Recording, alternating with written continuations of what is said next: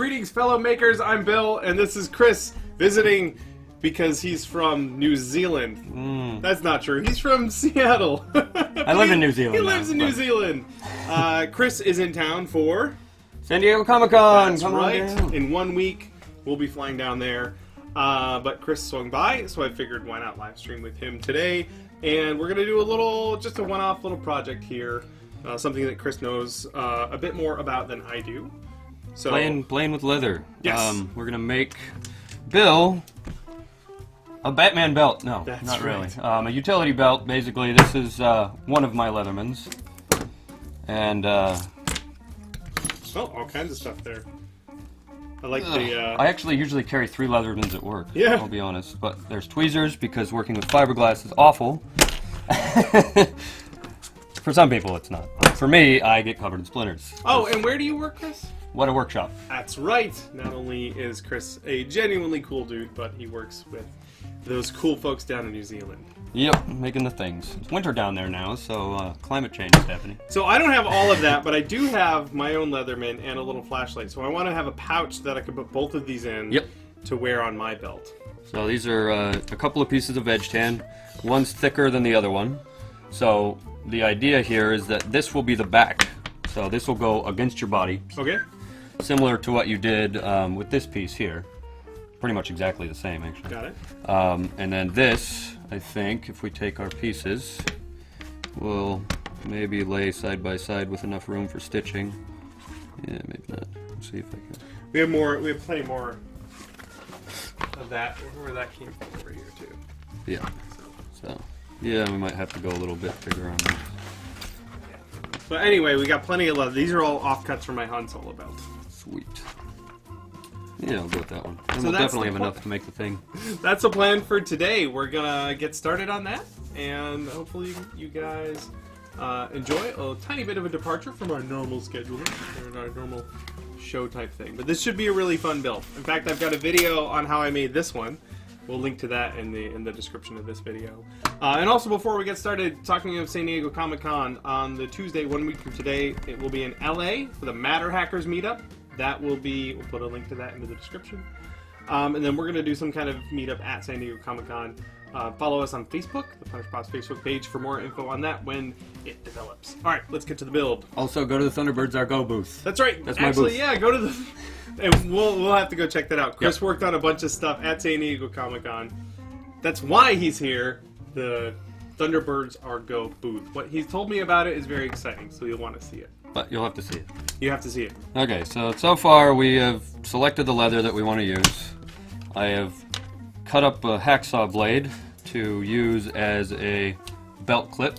And that's, you're saying, is spring steel. Yeah, which well, is it's close to spring to steel, it, yeah. but it'll work for this purpose. So basically, one of these will be riveted on one side, and one will be riveted on the other side, and that'll help it kind of grab onto something, in theory. It would be nice to poke another hole in the other side of this. That would act as a rivet, too. We'll see if we can do that. Yeah. Punching a hole first actually works, too. Oh. Yeah.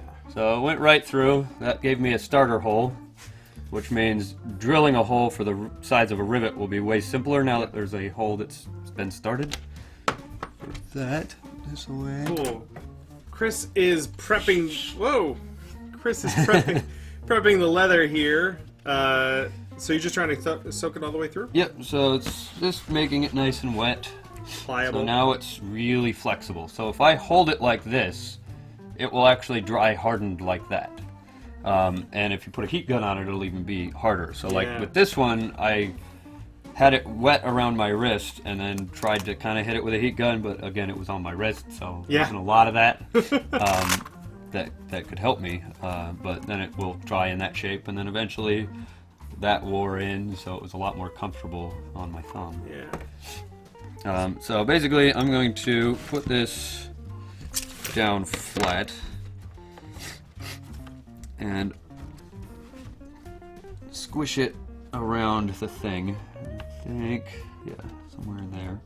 What have you done? Okay, what I've done is taken a silhouette of this, which I'm looking at it now and going, that's not big enough yet. Yep. And the silhouette of that and going, maybe that's big enough, but I'm going to make both of those a little bit bigger. Yeah.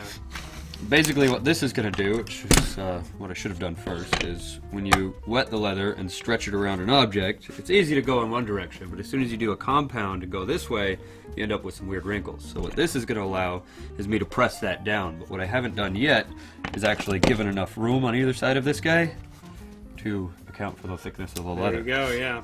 And since this isn't actually a perfect rectangle, it was just kind of quickly sketch it on the thing and do the... Yeah. So put a I'm little gonna more make... time in front of the belt sander.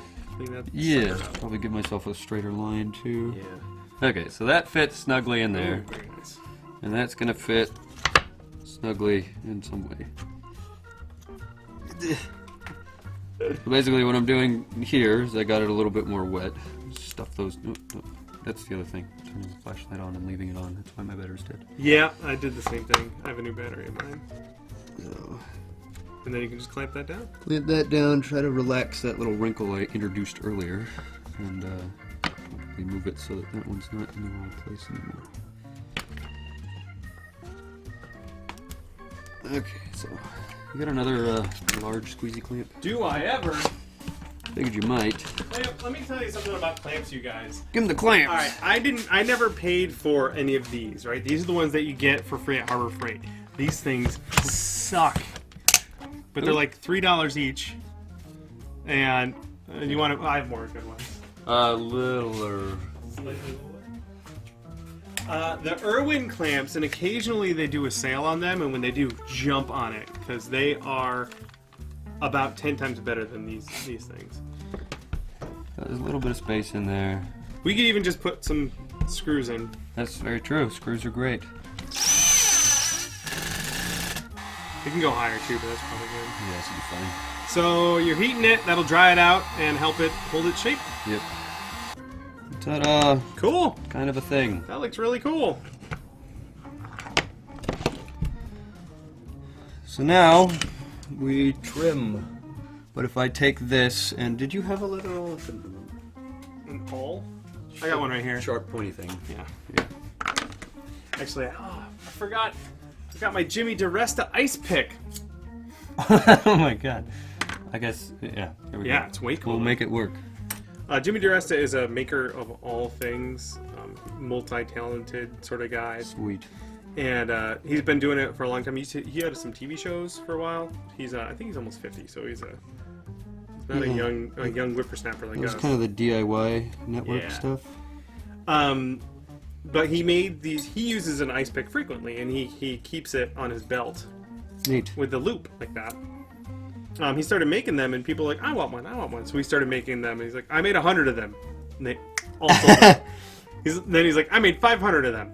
Gone. And he still freaking makes them. Awesome. And at some point he's going to have to outsource them because it's just getting ridiculous. But Yeah. I wanted to get one before it... They were China. before they were made in China. So this is one made by Jimmy DiResta, which is pretty cool.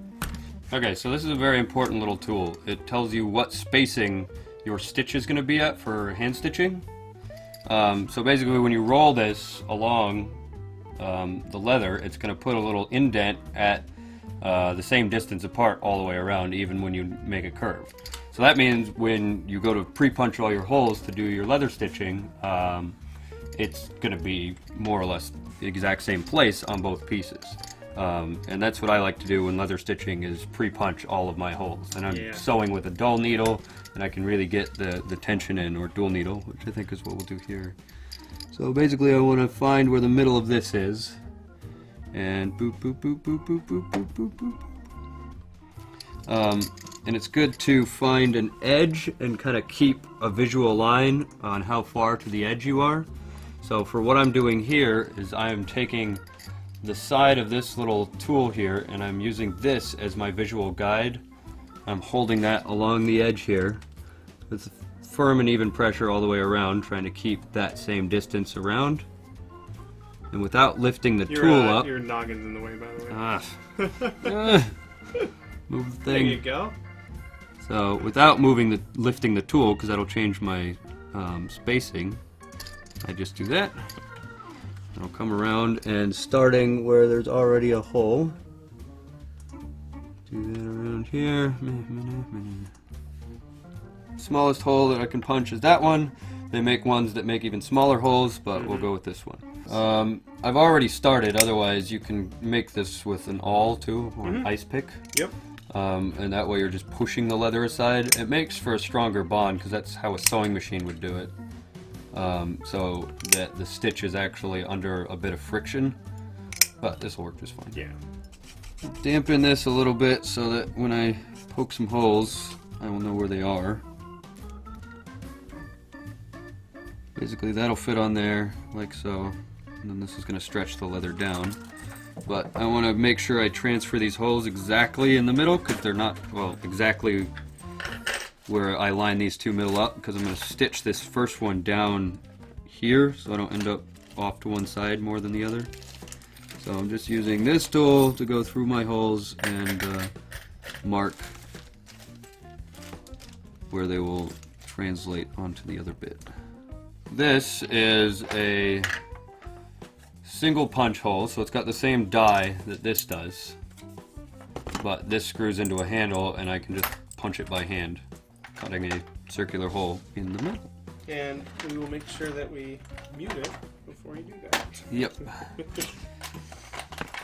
Alright, I'm going to mute you guys for a minute and punch a few holes and then I'll come back.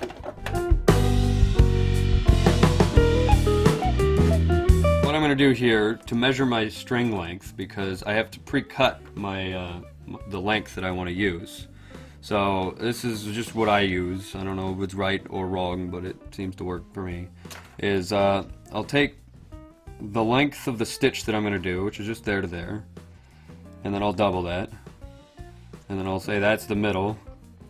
So basically I've got 4 times my stitch length. Now for longer runs I'll use 3 times my stitch length, but I need some at the end to actually tie a knot with. Yeah. And doing dual needle stitching means that I only have one knot, and it's usually wherever you want it to end up, it can be on the back. So take 4 times my stitch length here,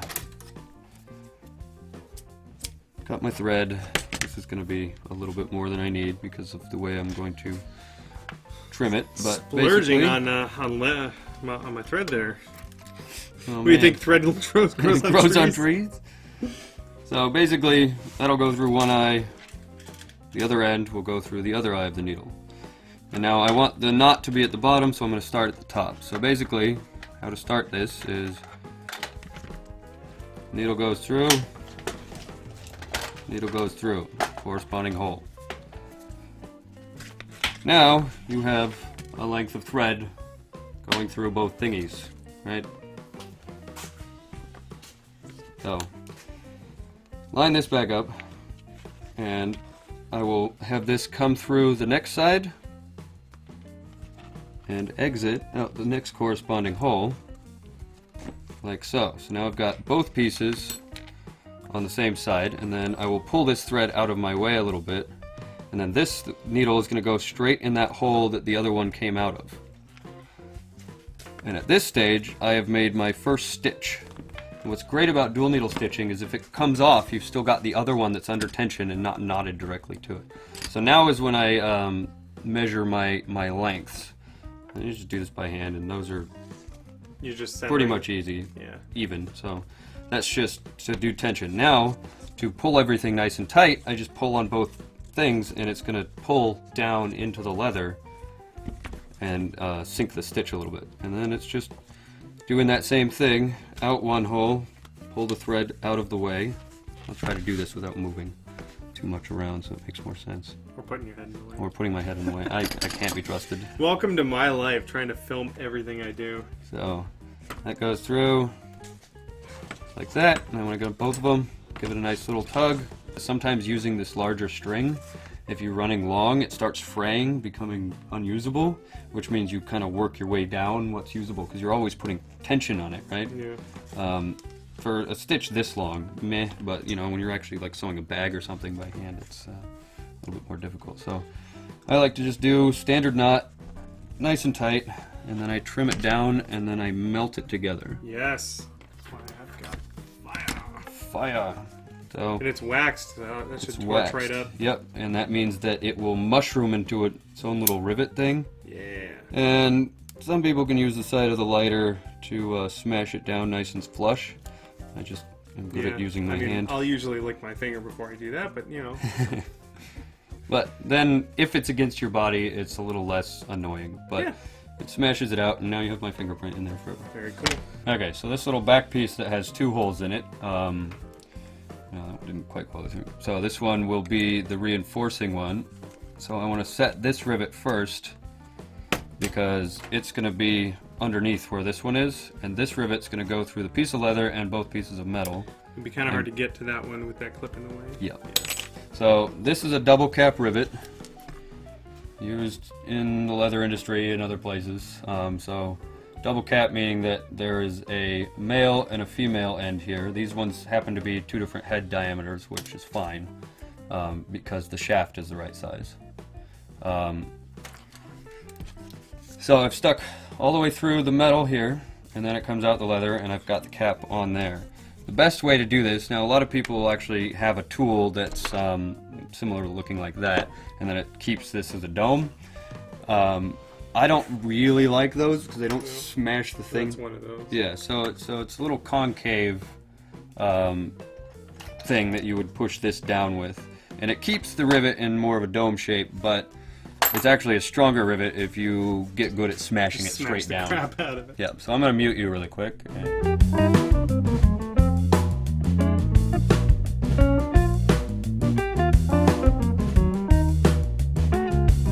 Couple of little accurate smashes, and there's the thing. Nah, it's going nowhere. Now I'm going to rivet the this one on.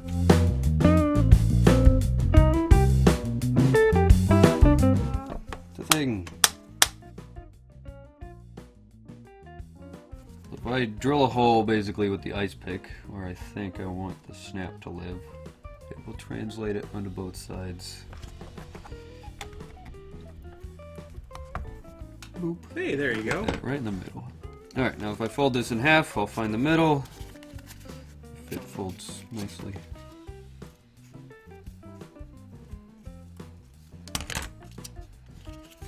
There you go. Oh, it's mounted. Okay. My edge. Kind of looks like middle-ish thing. This thing. I guess that's another thing, is people might think it's kind of unethical to use leather, but my argument is that I eat burgers. Oh yeah. So I want to use the rest of the buffalo, so to speak.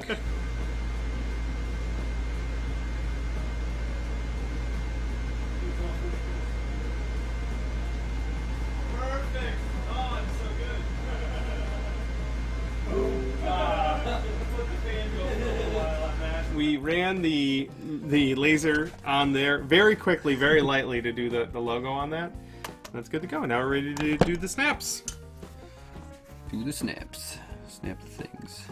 Tube that comes off the back of this is what's going to be mushroomed into a rivet. So basically it's going to spread out this way using this tool here, which has a little nub on the end of it that should turn that out the other way. So I will cradle it with this little die that it comes with that helps keep that nice when I smash it. And the best way I've found to do it, especially when there's only a little bit of it being proud here, is to actually work it around in a circle. Oh. That way, and just light taps, not hard hits. Otherwise, one hard hit going the wrong way will mean you start over. Yep.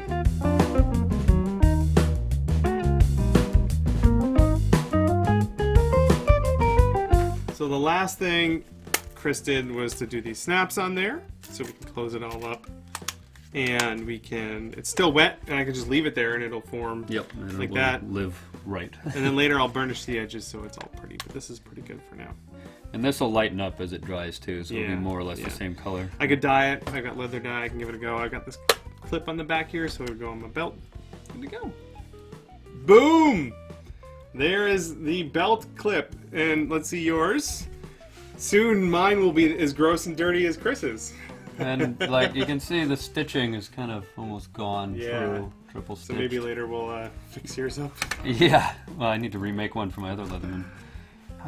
We didn't add any like expandy pockets or pouches to it. No, we'll have to do that next time.